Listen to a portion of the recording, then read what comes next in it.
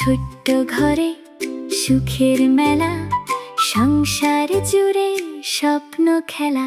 আমি ঘরের রানী, ভালোবাসার টানে ছোট্ট ছোট্ট সুখ খুঁজি আপন ঠিকানায়। রান্নাঘরের গল্প, সংসারের রং, হাসি মুখে কাটে আমার প্রতিটা ক্ষণ। ভোরের আলো জানা।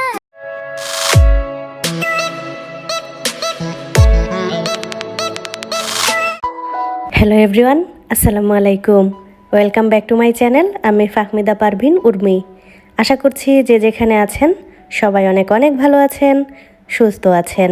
আলহামদুলিল্লাহ, আল্লাহর অশেষ রহমতে আমরাও অনেক ভালো আছি। বরাবরের মতো নতুন আরও একটি ব্লগ নিয়ে হাজির হয়ে গেলাম, আর আশা রাখছি আমার আজকের এই ব্লগটিও আপনাদের কাছে খুব ভালো লাগবে। খুব শখ করে বাগান বিলাস গাছটা কিনে নিয়ে এসেছিলাম। বাগান বিলাস বেশ কয়েকবার ফুটেছে, এইবারও একটা ডালে ফুটেছে।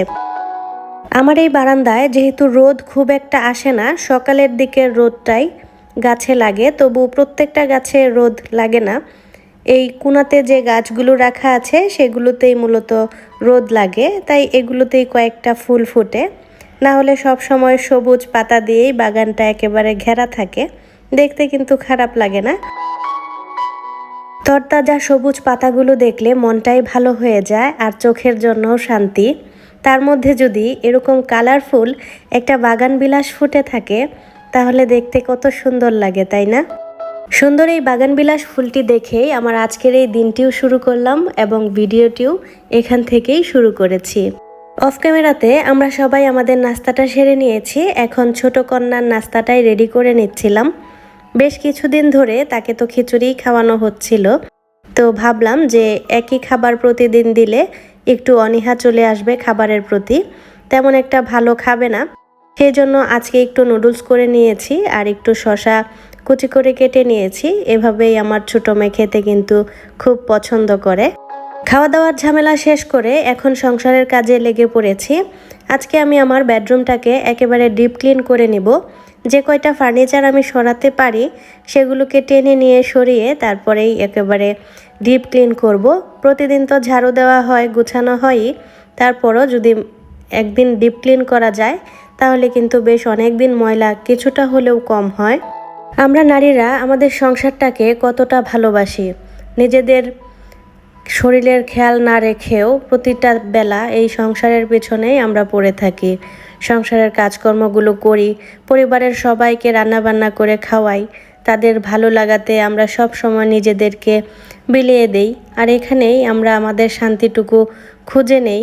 এই সংসারে প্রত্যেকটা নারীর আত্মত্যাগের গল্প থাকে। অন্যদেরকে খুশি করতে গিয়ে নিজেকে কখন যে বিলীন করে দেয় সেটা একটা নারী টেরও পায় না। একজন নারী মৃত্যুর আগে অবধি জানে না এই সংসারটা শেষ পর্যন্ত টিকে থাকবে কিনা। প্রত্যেকটা নারী ভিতরে ভিতরে অনেক ভয় নিয়ে জীবনটা শুরু করে, অনেক অনিশ্চয়তা, অনেক না বলা কষ্ট লুকিয়ে থাকে কিন্তু প্রত্যেকটা নারীর মধ্যেই। কিন্তু তারপরও কাউকে কিছু বুঝতে না দিয়ে এই সংসারটা চালিয়ে নেওয়াই হচ্ছে নারীদের মূল লক্ষ্য। নিজের শরীরের খেয়াল না রেখে শুধুমাত্র সন্তানদের কথা চিন্তা করে কত নারী তাদের সংসারটাকে টিকিয়ে রেখেছে দিনের পর দিন, যুগের পর যুগ।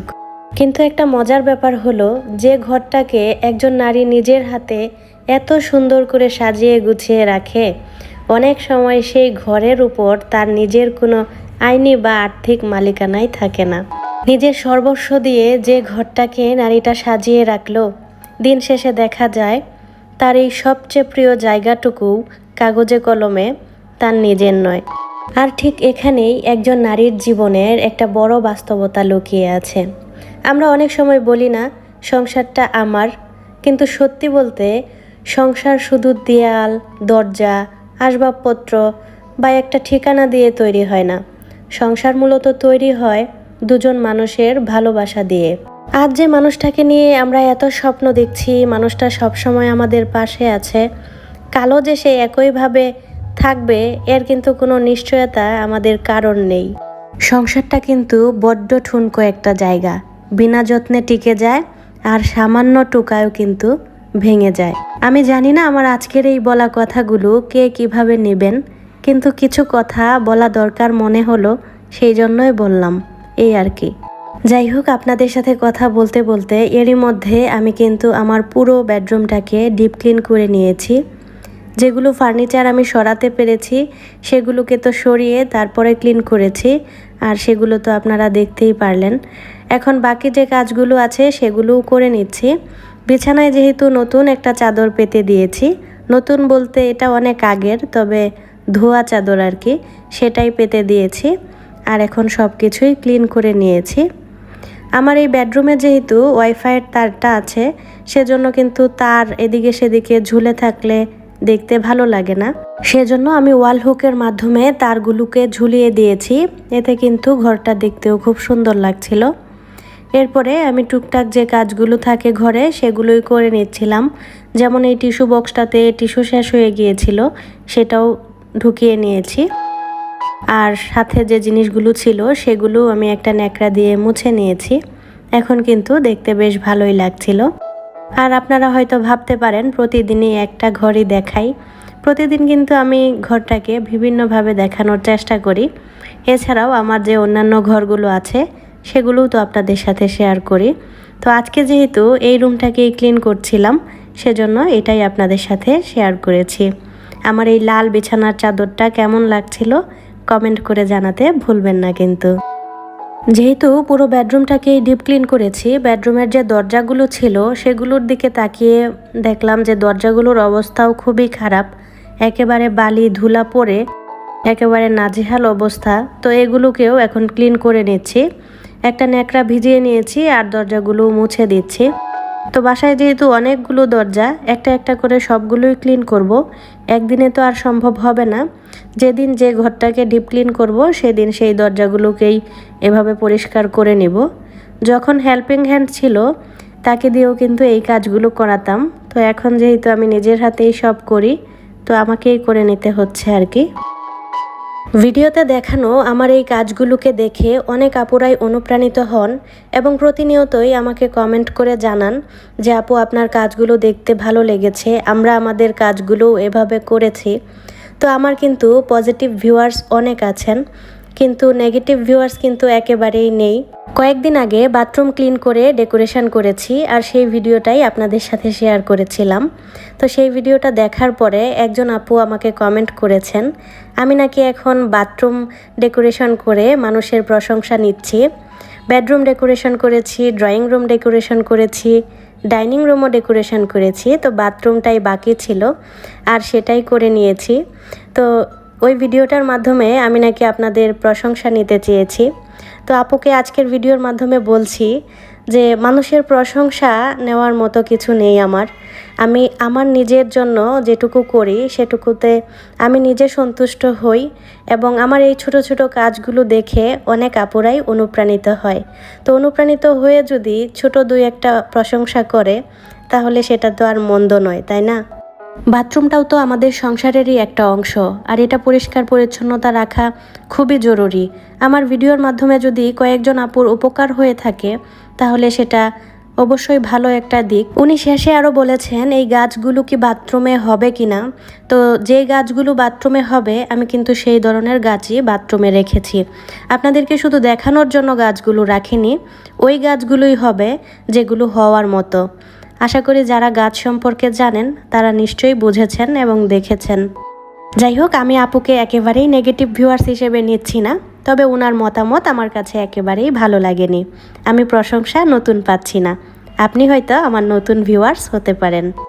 যাই হোক, এখন আপনাদের সাথে মজার একটা রেসিপি শেয়ার করছি। যারা ময়মনসিংহে থাকেন বা ময়মনসিংহের আশেপাশে আছেন তারা এই রেসিপিটা চিনবেন। আজকে আমি দুপুরবেলা ভাত খাওয়ার জন্য শুকনো পাটপাতা ভেজে নিচ্ছিলাম। পাটপাতাগুলো ভাজার আগে আমি কয়েকটা শুকনা মরিচ ভেজে নিয়েছি, তারপরে পেঁয়াজ রসুন কুচি করে রেখেছিলাম, সেগুলো আমি তেলের মধ্যে লাল লাল করে ভেজে নিব। এরপরে শুকনো পাটপাতাগুলো ভেজে নিব। আর এই পাটপাতা ভাজাটা দিয়ে ভাত খেতে কী যে লাগে সেটা যারা যারা খেয়েছেন তারাই নিশ্চয়ই জানেন। এই পাটপাতা ভাজাটা কারা কারা খেয়েছেন আজকের ভিডিওতে কমেন্ট করে জানাতে ভুলবেন না কিন্তু। অনেকেই তো পাট শাক চিনেন, কিন্তু পাট শাকগুলোকে কুচি করে কেটে রোদে দিয়ে শুকিয়ে তারপরে পেঁয়াজ রসুন শুকনা মরিচ দিয়ে ভেজে এভাবে রান্না করে কারা কারা খেয়েছেন সেটা অবশ্যই জানাবেন। বেশ কয়েক বছর আগে আমার চ্যানেলে শুকনো পাট পাতা ভাজা নিয়ে একটা ভিডিও দিয়েছিলাম, আর সেখানে ময়মনসিংহের আঞ্চলিক ভাষায় কথাও বলেছিলাম। তো আমাদের আঞ্চলিক ভাষায় এই পাট পাতাটাকে কিন্তু আমরা নাইলা পাতা বলি। আপনাদের অঞ্চলের ভাষা অনুযায়ী এটাকে কি বলেন কমেন্ট করে জানাবেন। কিন্তু সংসারের এতগুলো কাজ শেষ করে তারপরে নাইলা পাতা ভাজা দিয়ে গরম গরম ভাত খেয়ে নিয়েছি। এরপর বিকেলবেলা একটু বাইরে বের হয়েছিলাম, আর যেদিন বাইরে বের হয়েছি সেদিন ঠিক 13 দিন পরে বাসা থেকে বের হয়েছি। একেবারেই বাসা থেকে বের হওয়া হচ্ছিল না। ভিডিওর কাজে সংসারের কাজে এতটাই যুক্ত হয়েছি যে বাহিরে যাওয়ার কথা মনেই থাকছে না। টানা 13 দিন পরে আজকে একটু বাহিরে গিয়ে ভালোই লাগছিল। বাহিরে টুকটাক কিছু কাজকর্ম ছিল, সেগুলো সেরে নিয়েছি। তারপরে বাচ্চাদেরকে নিয়ে সন্ধ্যার নাস্তাটা বাহিরেই খেয়ে নিয়েছিলাম। সব কাজ শেষ করে তারপরে বাসায়ও চলে এসেছি। আর আজকের মতো তাহলে ভিডিওটা এখান থেকেই শেষ করছি। সবাই অনেক অনেক ভালো থাকবেন, সুস্থ থাকবেন। আবারও দেখা হচ্ছে একদিন পর। ততক্ষণ পর্যন্ত সবাইকে আল্লাহ হাফেজ। আসসালামু আলাইকুম।